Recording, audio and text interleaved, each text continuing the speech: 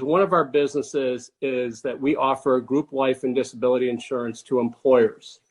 And we are seeing right now the highest death rates we have ever seen in the history of this business, not just at OneAmerica.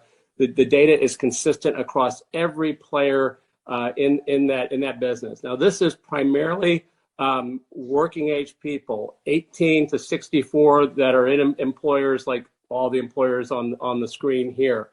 And what we saw just in third quarter, we're seeing it continue into fourth quarter, is that death rates are up 40% over what they were pre-pandemic. Now, just to give you an idea of how bad that is, a 3 sigma or a 1 in 200 year catastrophe would be 10% increase over pre-pandemic.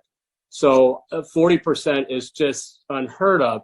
And what the data is showing us is that the deaths that are being reported as COVID deaths greatly understate the actual death losses among working age people from the pandemic. It may not all be COVID on their death certificate, but deaths are up just a huge, huge numbers.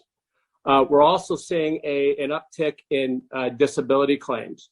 At first, it was short-term disability claims, and now we're seeing long-term disability, whether it's long COVID or whether it is because people haven't been able to get the health care that they need because the hospitals are overrun. We're seeing those claims start to take up as well. And for OneAmerica, we expect the costs of this are going to be well over $100 million. And this is our smallest business. So it's having a huge impact on that.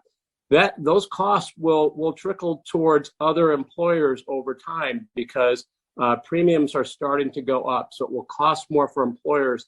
And most of us in the industry are starting to target and to add premium loads onto employers that are based in counties that have low vaccination rates. It's just typically what we would do for underwriting when you have a risk factor like that.